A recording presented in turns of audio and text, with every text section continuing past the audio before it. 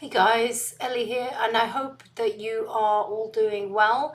I'm sorry I haven't made a video in quite a few weeks, so I just wanted to do a quick update. The first one on the tattoo pact. I have not got my Tottenham tattoo. I have been talking to a person who's pretty well renowned in Las Vegas, but I kind of am afraid to do it. So I'm not really sure if I said I was going to go through it, and I'm not the sort of person to bail on a promise. I just haven't done it yet. So I have the design. I've been talking to the person, and I have a price from him. I just haven't done it. So that's just on me to find the time to go and do that. What I'll probably do is wait until the end of the summer because it would be here on the back of my shoulder, and I don't really want to expose that to direct sunlight. And I'm playing a lot in the pool outside these days, so I don't want to do it until maybe in the winter it will have a chance to heal. So that's that. Second of all, I saw that on the Tottenham side we're making progress. So Thomas Frank was appointed, and after my initial shock, I think I'm okay with that, as long as he doesn't only have one way of playing. And so if he's not all defensive all the time and parking the bus or whatever, if he does play and adapt, I think I'll be okay with that. So it looks like he assembled his whole coaching staff, including a set piece coach and various other people. So I saw that they have been working with the players who've come back from the summer holidays and things like that. So I am okay with that. It looks good. New signings. It looks like we have made at least two signings and then one potential one on the horizon, depending on whether we have made an illegal approach to Nottingham Forest or not. So I think that's good, and we should keep that momentum going. I saw that in the training, people like Luka Vuskovic and Yang are back, so that's good. Will they stay the whole season? Will Lancashire has come back. Will those people go out on loan again? Jamie Donnelly and the like. Who knows? So we'll see what happens. But right now, as far as I know, we need to have what they either call homegrown or home trained players, so that we can deal with these European competitions. So that's another reason to have somebody like Kevin Danso, who can be considered homegrown, because I believe he went to academy in an English club. And then, so the real thing I wanted to talk about, and I spent a lot of time talking to my friend Brandon, hey Brandon, on this subject, is Mauricio Pochettino. So I feel like there's been so much hate and negativity about the the US men's national team performance in the Gold Cup.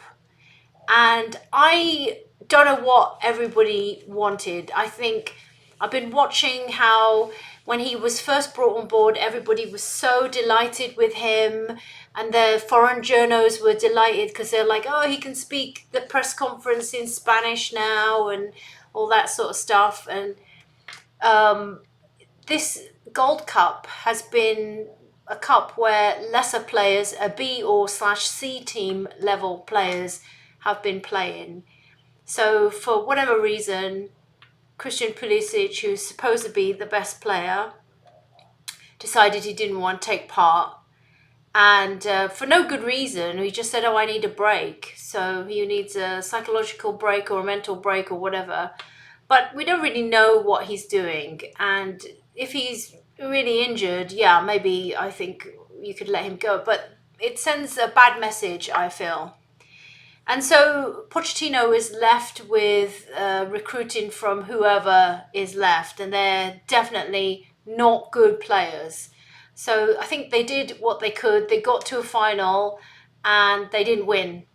So, okay, fair play. But you got to a final and you didn't win. So, and then I've seen people saying Poch didn't make the right substitutions. He didn't set the team out right. He didn't look what he's got to work with. And to put it mildly, in a country of 340 million people, the fact that you couldn't find 22 good people, it sort of speaks volumes, doesn't it? So they expected Poch to come in and be some kind of miracle worker and that he was going to magically transform their team. And then after he didn't do that, and then there was a couple of disastrous losses to Switzerland and Turkey as in these warm-up games before the Gold Cup. And everyone was saying, oh my God, what's Pochettino doing? He's earning $6 million a year and he's doing nothing. You don't know that he's doing nothing. You don't see what he does every day. And if he's not recruiting or looking at files or looking at videos or visiting players or checking them out or receiving intelligence, he's having to go out and do those opening a hospital, shaking hands with, going to some kids' academy and all the things that the US Federation are requiring of him. And how do we know this? We know that he's not just sitting there on a yacht getting paid, because this is exactly the sort of thing that he did when he was a Tottenham manager. And being a football manager is not a cushy job. It's like, for example, a day in the life of Thomas Frank. If you go on the internet and you watch a video, there's Thomas Frank day in the life. Sky Sports followed Thomas Frank around one day in Brentford. And, he starts from very early in the morning, 7 o'clock in the morning, until 11:30 at night, or even more, not even including the traveling to games and all that preparation, meeting, setting the team out, looking at new players, looking at young players, who to promote, who to sell, do you think that Pochettino is not doing those things? He is. And I think it's so presumptuous of people to think that Poch is just sitting there on a yacht taking his $6 million and milking it. I can almost guarantee that he's not. And how do we know? Because we, as Tottenham fans, we have seen him doing the work. We've seen him putting in all that, and it's not even a full-time job. It's a full life doing these activities. And so leave Poch alone. That's my leave Britney alone. Leave Poch alone. The reason that your team is crap is because your players are crap. Your players are crap because the grassroots football in this country is not set up to reward native talent, as in a talent that is born and grows naturally. It is pay to play. So your parents have got to pay, I don't know, 3,000 or 7,000 US dollars per term for your kids to get coaching. And there's no method of entering the Tottenham Hotspur youth system when you were 8 years old and then you enter into some kids academy and so. There's nothing like that here. You've got to pay for that. There's no natural scouting. There's no scouting of kids when they're 8 years old. So the whole system is not set up to encourage that. So you've also got a pro league in the MLS that is a dead league. It's redundant. So nobody gets promoted, no one gets relegated, and then there are no other teams underneath that. So there's no incentive for anybody to be good. So all your players are shit. So this is what you have to choose from. It's not even the fourth most popular sport in the US. And people think that Poch is going to come in and click his fingers and then you're going to get a magic result. That's not how it works. So he got less than 1 year to sort out the team and get them into a reasonable state so they don't embarrass themselves in the World Cup. And that's the end of the story. No one's imagining they're going to win it. They're certainly not. I mean, look at the FIFA Club World Cup. What a joke. What a joke.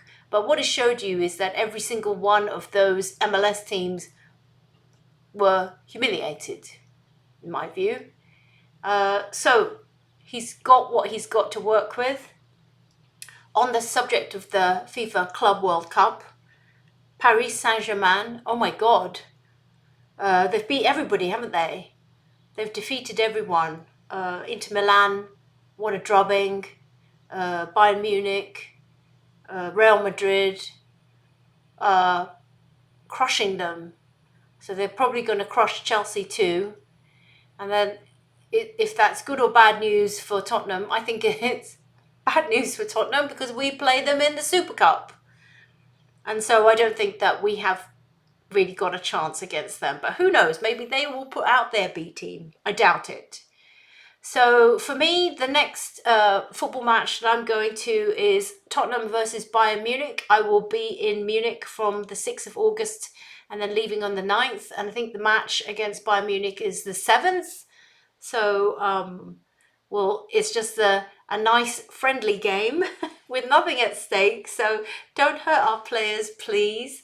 I hope that Tottenham will win, but I don't think we will because every time I've seen Tottenham playing Bayern Munich live, they've always beat us, even last summer in Korea. So why should it change now? But against PSG in the Super Cup, I don't think we have much of a chance. So that is my rant of the day over. Leave Poch alone. He's only going to do whatever he can. And he's not a miracle worker. He can't just wave a magic wand, cast a spell on the players and suddenly make them good. They're not good. Never were. And so I don't know really what these people are expecting, but the toxicity, the hate, and the way that people have turned on him, I think it's disgusting. So, yeah, leave Poch alone. And I don't see him lasting beyond the World Cup. All the negativity, and he can only do what he can. But the fact that players don't even listen to him, don't even regard him, he's not a mannequin, meaning he's not a puppet. And they don't listen to him anyway. So it's sad, really sad. But anyway, let's see what happens in the next couple of weeks. I think I will be very interested at that Tottenham against Bayern Munich game to see how Thomas Frank, our new coach, sets out the team and his style of play, whether he makes late substitutions or tactical substitutions or whatever. I'll be very interested. So, yep, see you later.